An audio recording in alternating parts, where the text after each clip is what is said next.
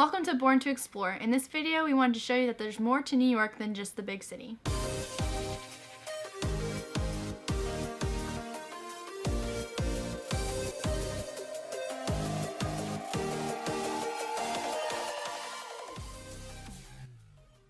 I'm Brandon. And I'm Maddie, and we're Born to Explore. Now, when most people think of New York, they automatically think of the city, the Big Apple. But I grew up in New York State, actually, specifically Long Island, for the first 14 years of my life. And I can tell you that there is a lot more to New York than just the city. So back in August, we're sitting down here in Florida, burning up with the summer heat. We decided we needed a vacation, so we booked a flight and scheduled to spend 8 days exploring New York and spending some time with friends and family.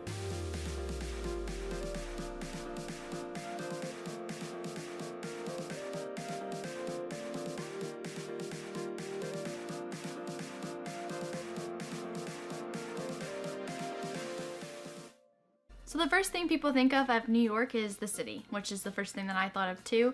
I'm from Nebraska, so when we first went there last year, it was a culture shock. Tons of people, loud noises, huge screens just everywhere. I mean, it was an experience, but I definitely wouldn't want to live there.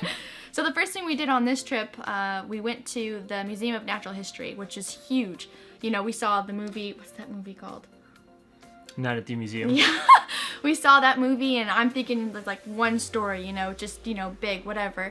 And when we actually went there, there's 4 stories to it. I mean, it's massive. So the American Museum of Natural History, it is absolutely huge. So it's 4 floors and there is no way that you'd be able to see everything in one day.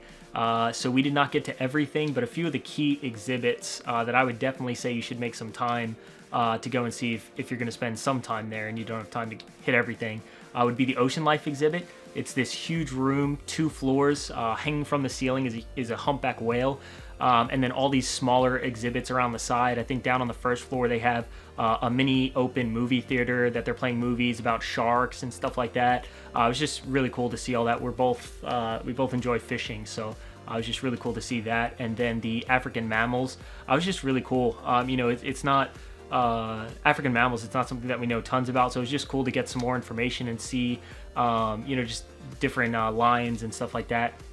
And then probably the coolest, what most people think of when they think of the American Museum of Natural History, would be the dinosaurs.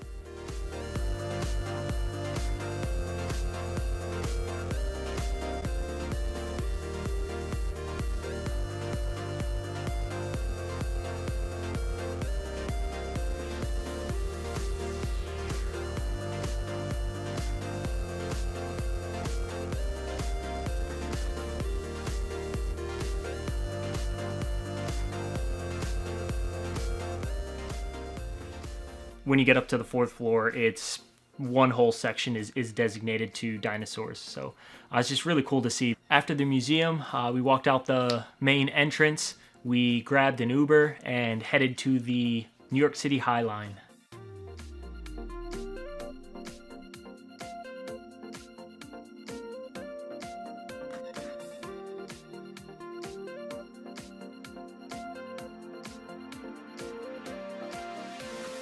So the High Line is a walkway for pedestrians that's a little higher than the city, so you don't have to worry about traffic. It's a little bit safer. We looked it up online and the pictures looked amazing. Like all of the plants were in bloom, well kept, just a really cool place to go walk, which I had never even heard of, and I don't think he had either. So we went up and it was not like the pictures. I mean, it was nice, and there's a bunch of people up there, but it was not well kept. The Google reviews of the place, that's one of the reasons we wanted to see it, was it had like 4.8 stars out of 5 stars and thousands of reviews saying the place was amazing, tons of pictures of just beautiful gardens and flowers, something you wouldn't really expect to see in the city. And that's part of what made it a big letdown. It was a bunch of overgrown weeds, no flowers anywhere. But it was nice to get up above the traffic on the streets and just beeline somewhere, across the city. So after our super long day in the city, we did take a day and just rest and spend some time with family. And then the next day we went down to explore by the Long Island beaches. The beach there was well kept, tons of people, even at 6, 7 p.m. at night. We went and walked on the boardwalk to Fire Island Lighthouse, which is just beautiful. What's really cool is they actually had the foundation of the first lighthouse that they built on there. So that was interesting to see. But then also they had the new and improved one.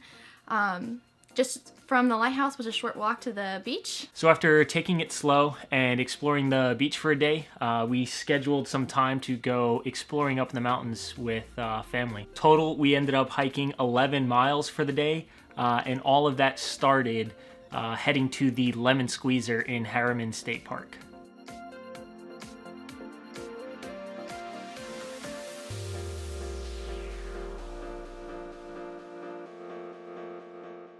So the Lemon Squeezer is actually a part of the Appalachian Trail, which was pretty cool. We saw some hikers.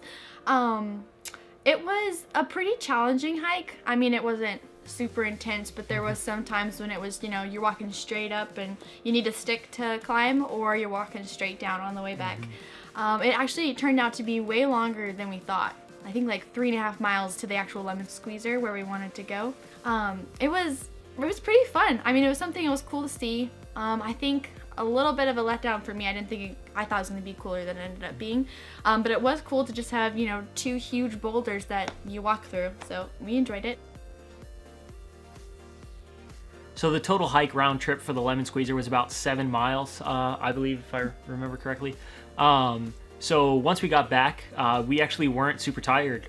We were energized, so we decided to Google another cool place that was in the area near Sam's Point. I believe it was actually Minnewaska State Park, and we did some hiking over there. So the 2 things that hike is really known for is a waterfall that I can't remember the name of right now, and then ice caves. Just to explain a little bit more about what the ice caves actually are, it was a little bit different than what I had pictured going into it. I was literally expecting like a huge enclosed cave with ice all over the walls. And honestly, maybe depending on when you go to see it, maybe it is like that. But it starts out, you hike up this trail, you're on this large plateau, which actually has some amazing overlooking views.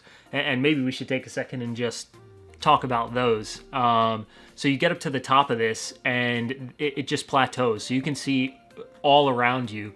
And it's mostly big boulders, big rocks. So you can kind of hike out to the edge of these rocks and just overhang these cliffs. It was just amazing views, and you could see all the rolling mountains all around. So after we spent a good amount of time there, we continued the hike across the plateau to get to where the ice caves were. So you kind of get to the other side of this plateau, and it just drops off.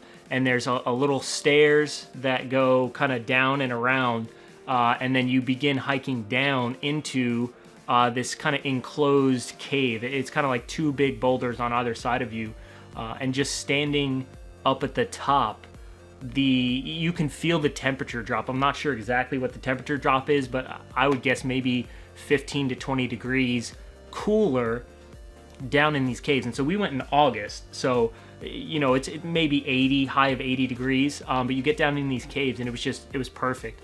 As you hike down, you can see water running down the walls, and the water was actually freezing cold. It wasn't ice in August, but it was definitely cooler. Any breeze was just cool air.